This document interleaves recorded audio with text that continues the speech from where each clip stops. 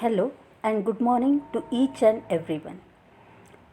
Hope you are safe and sound on the other side. I am Miss Reena Ganapathy. Today in this video, I am going to discuss various figures of speech. So let me tell you, a figure of speech or rhetorical figure is an intentional deviation from ordinary language chosen to produce a rhetorical effect. Language can be used in two ways, literally and figuratively. Literal language is direct and uses the real definition and meaning of words and phrases.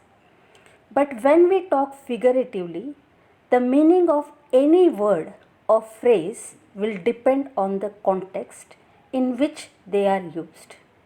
A figure of speech relies on such figurative language and rhetoric. As human beings need ornaments to look attractive, in the same manner, language needs figure of speech to make it attractive. These tools, like figure of speech, abound in every corner of life. There are a wealth of these literary tools in the English language.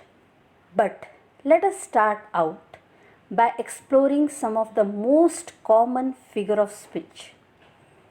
Though there are hundreds of figures of speech, here we will focus on 20 of the most common with definition and examples. Let us begin our first figure of speech. Our first figure of speech is simile. So in simile, we are making comparison between two different things, but condition is one common quality should be there between those two things. That means we can't compare between two human beings. We can't compare between two dogs, but we have to compare between two different things, but with one common quality. Here we can use comparative words such as like, so, as, etc. to make comparison. For example, he fought like a tiger. Now, comparison is made between he and tiger, which are two different beings. But one common quality is that both are very brave. And the second example, he is as funny as a monkey. Now, he and monkey are two different things, but with a common quality of being funny. Third example, he is as blind as a bat. Now, bat and he are totally different beings with a common quality of being blind. So, once again, in simile, we are making comparison between two different things with a common quality.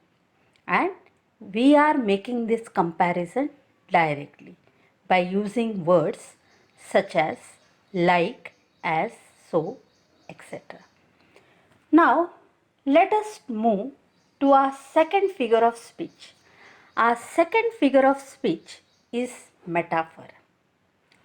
So, in metaphor, unlike simile, we are making comparison but indirectly. So, because of that, metaphor is also called implied simile. Implied means hidden, because in simile we are making direct comparison, while in metaphor when we make comparison it is not highlighted, it is hidden. So we make a indirect comparison in a metaphor.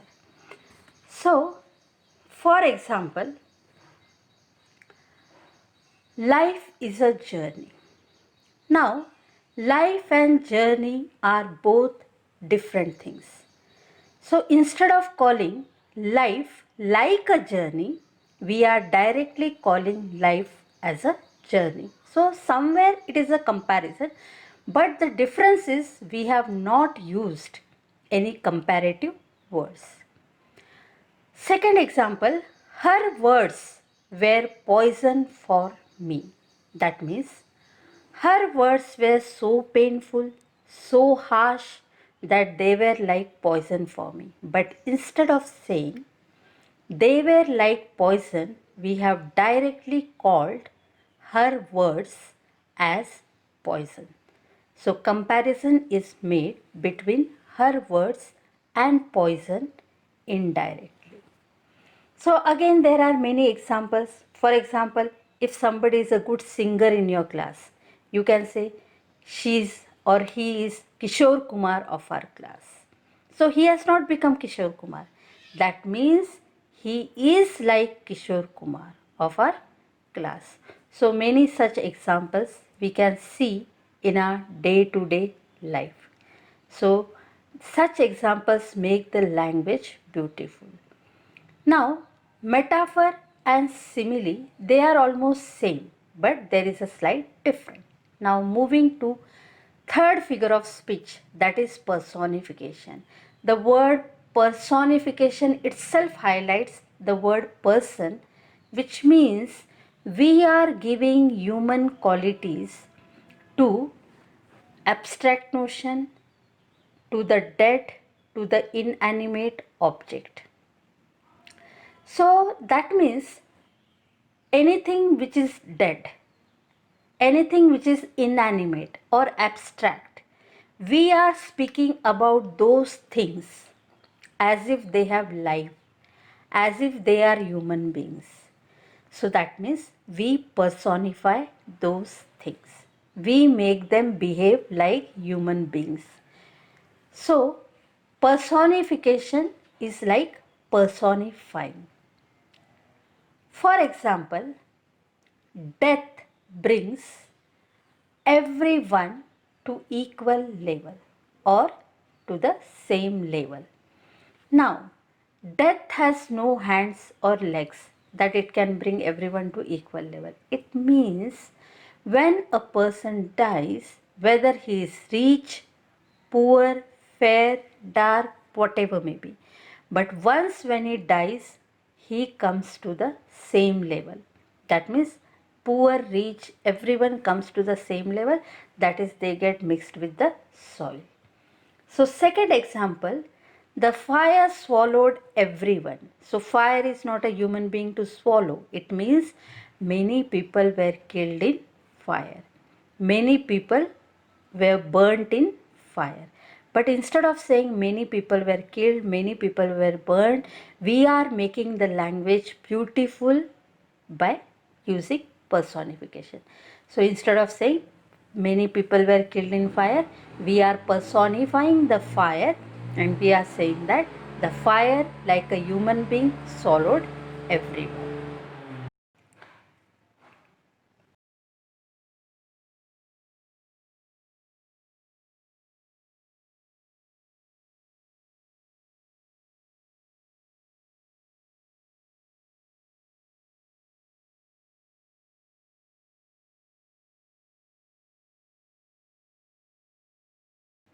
Now, moving to the next figure of speech, that is fourth figure of speech, apostrophe. So, in apostrophe, what we are doing is we are addressing the personified object, directly addressing the personified object as if they can hear us. So, for example, oh waves, oh death, we are calling them, we are addressing them and we are talking to them. So, for example, oh death, why did you take everyone away? Now, as if death can hear us. So that means death takes everyone away. That means all the people die. So first we are addressing the death as if it can hear us, then we are talking to it. So the same way, second example, oh waves, take me away. So like waves will listen to us. So we are addressing the waves, we are calling the waves and telling the waves to take me away. Oh death, you are very painful. So in third example, we know that when a person dies or when we lose a person through death, it's a very painful experience. Instead of saying that this experience is very painful, we are calling the death. We are addressing the death and saying that it is very painful. So many such examples are there which make the sentence very beautiful. Now, difference between personification and apostrophe is personification, we are personifying the object, abstract notion and all those things. But in apostrophe, we are addressing those personified objects as if they can hear us, as if they will give response to us, and then we speak to them. And that makes the language very effective and it influences greatly on the listener. Now, the fifth figure of speech is oxymoron. In oxymoron, we are using two opposite or contradictory qualities and we are giving these two qualities to the same thing. For example, it was a kind cruelty of surgeon's knife. Now, when a surgeon is doing surgery, he cuts particular body part with a knife. So when he cuts particular body part with a knife, that is cruelty. But the intention behind cutting that particular body part is kindness. So we have given two opposite qualities, kind and cruelty, to surgeon's knife. One more example. It was a bittersweet experience for me. So we have given two opposite qualities, two contradictory qualities to experience. We have called that experience bitter as well as sweet. So sometime maybe some experience is such that we are puzzled whether to cry or laugh. So that kind of experience we can call bitter and sweet. So such examples, they make the sentence very beautiful. Instead of writing plain sentences, we use these figures, we use such language and make the particular writing or whatever piece of writing very beautiful.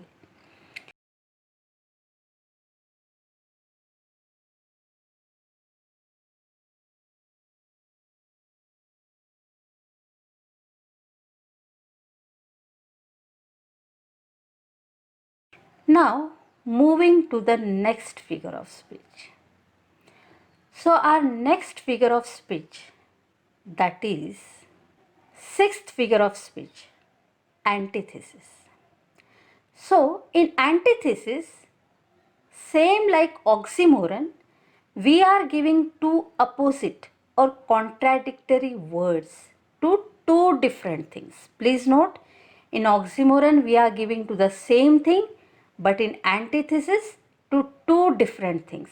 For example, man proposes, God disposes. Now, proposes and disposes are the two opposite words. So, proposes is given for man while disposes for God. So, two opposite words are used for two different things. Now, second example, many are called but few are chosen. Now, many and few are two opposite words given for two different things. So, please note, in oxymoron, we are using two opposite words but for the same thing. And in antithesis, we are using two opposite words but for different things. So, this point we have to keep in mind because in both the figures of speech, opposite words are used. Now the seventh figure of speech is synecdoche. So many children call it synecdoche. So it is synecdoche. In synecdoche, a part is used to describe the whole, or the whole is used to describe a part. So, for example, all eyes were watching eagerly. Now, only eyes didn't go there and watch. Entire human being went there and watched. So, instead of using that person, we are using a part, that is eyes. So, that is part used for the whole. He works hard to earn his bread. Now, here, bread stands for food. That is, a part stands for whole. Third example, India won the match. Now, entire India didn't go there and play. Particular team went and played. So, India, that is whole, represents team. So, whole is used for a part. So, in this figure of speech, we are using both part to describe whole or whole to describe part.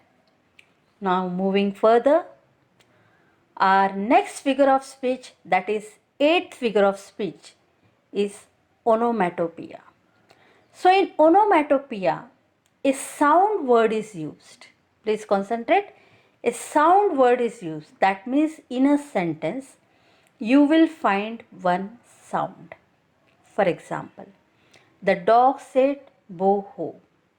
Now, if I will write the dog barked, barking is not the sound. But for the dog sound, we have used one word in English, that is bark.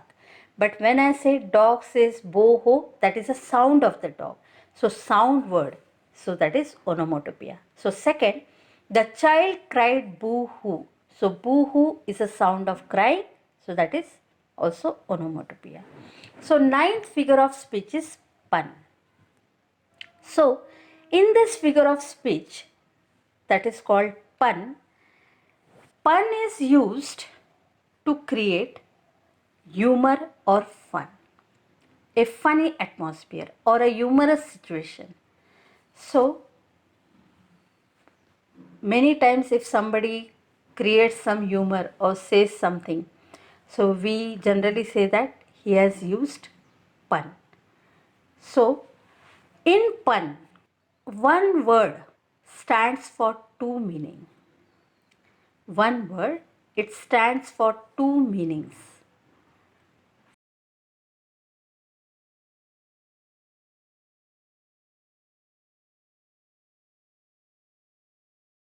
For example, is life worth living? It depends upon the lever. Now question is life worth living? It depends upon the lever. Now LIVER, lever means the person who lives as well as our body part. So, lever stands for two meanings. A person, that means, is life worth living? It depends upon the person who lives, or it depends upon our body part, that is lever. So, somewhat it creates humor. So, that is pun. So, it is also used in our general day-to-day conversation.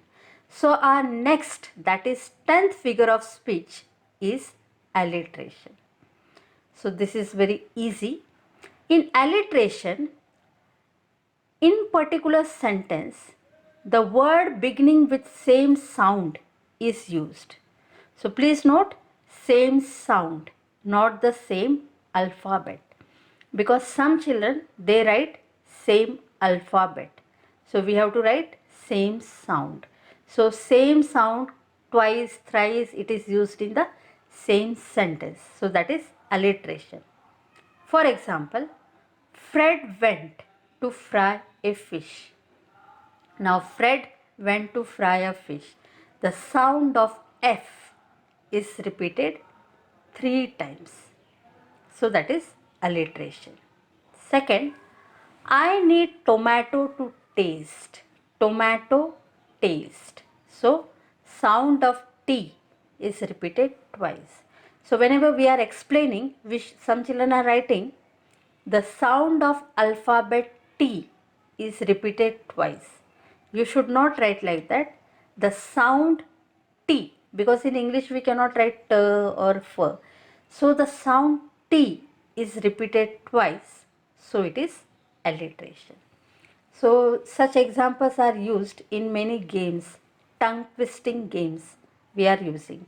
So moving to the next figure of speech, that is 11th figure of speech, hyperbole. It's not hyperbole, it's hyperbole, because many people call it hyperbole, but actually it is hyperbole. In hyperbole, we exaggerate the situation, we exaggerate the thing. Instead of telling in a plain language, we make it in an exaggerated form and speak about that. For example, I can destroy the entire universe for you. It means, meaning is something else. I can do anything for you, but it's not possible to destroy universe. So I can do anything for you. That is the meaning. So the sentence is exaggerated. Second example, I can fill the river with my tears.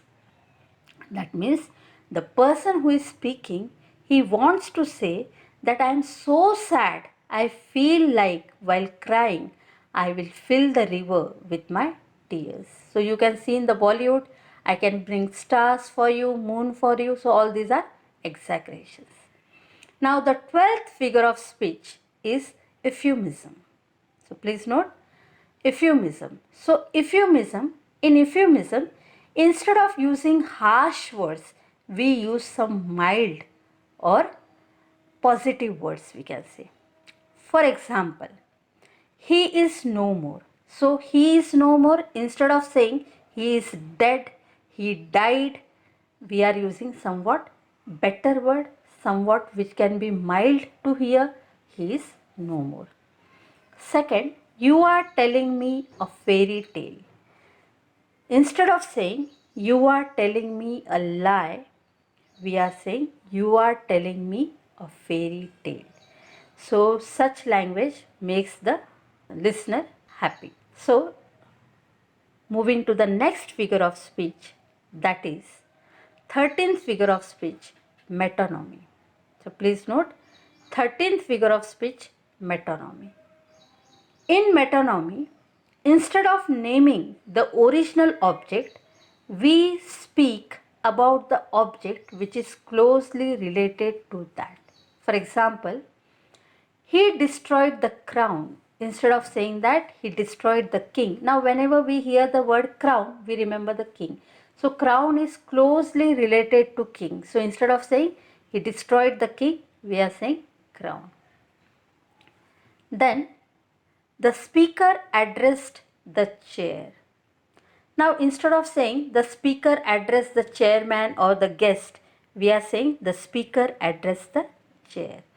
So, chair means the chairman. So, chair is closely related to chairman. So, in this figure of speech, we are using something which is closely related.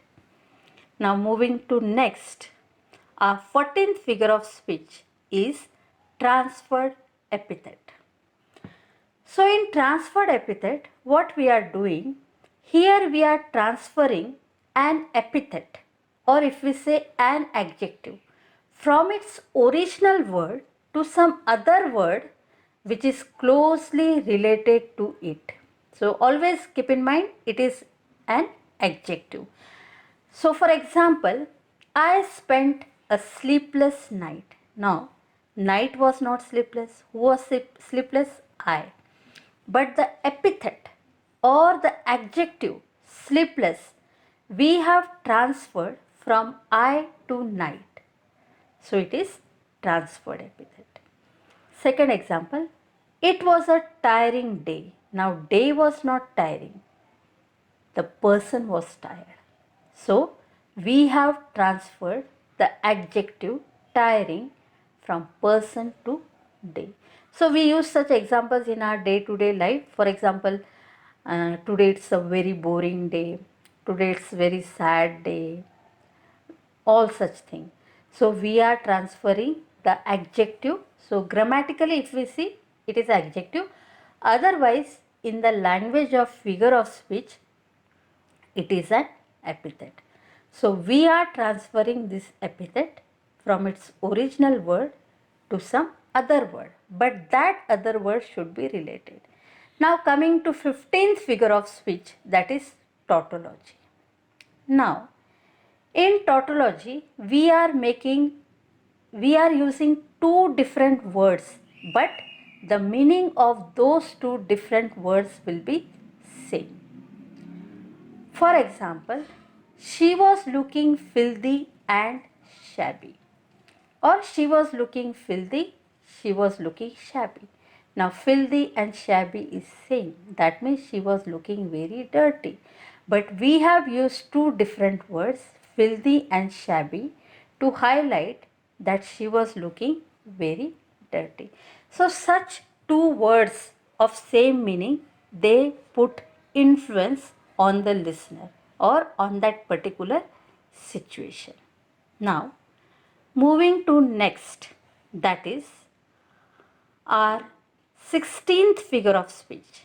Our 16th figure of speech is litotes. Please note, 16th figure of speech is litotes. In litotes, we are positive statement into negative. That means we are undermining the statement. For example, this is not too bad. Instead of saying this is very good, I think when we say this is very good, listener will be very happy. But we are saying this is not too bad. We are undermining the sentence. Second, I am not little tired. Instead of, so if you are saying I am not little tired, the listener will not be affected. If you are saying I am very tired, maybe people will be affected. There will be influence of the sentence on them. So third sentence, not less interesting. Instead of saying it's very interesting, it's not less interesting. So the importance, the influence of the sentence has been decreased. So it has been undermined, we can say. So the next figure of speech, that is 17th figure of speech, is interrogation.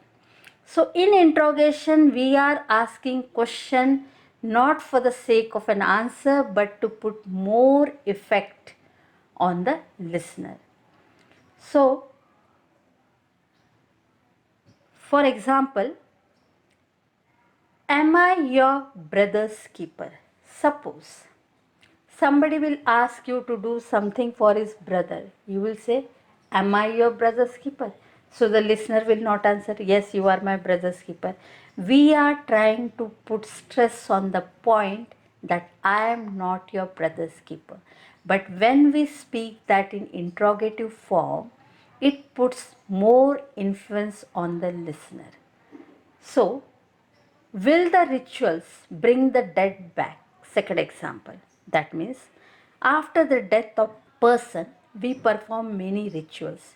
So the question is, will these rituals bring the dead person back? That means all these rituals which we are performing, it will not bring the dead one back. So nobody is going to give answer, yes, the person will not come back. Means we are putting stress on the statement that these rituals will not bring the dead person back. So when we make such statement, it puts more effect on the listener and the sentence gets its impact. Figure of speech, that is climax.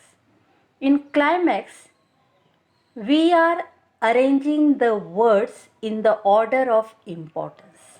For example, I came, I saw, I conquered. So first I came, then I saw, then I conquered. So words are arranged in order of importance. Then lost, broken and dead within an hour.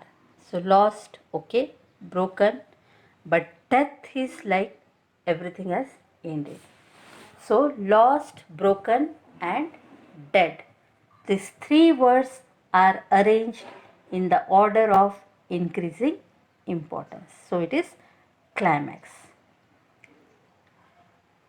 And next is, that is 19th figure of speech, that is anticlimax.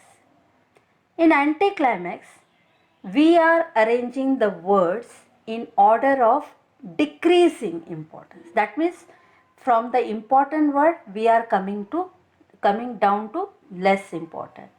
So he lost his home, his children and his furniture.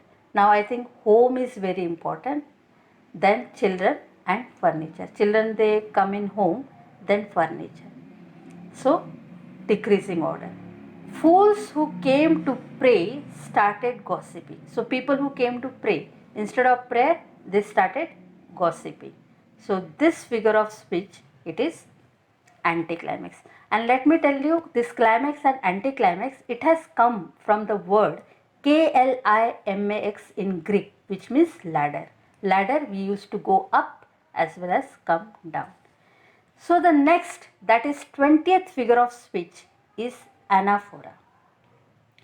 So in anaphora, we are using a phrase or a group of words again and again to put effect on the word.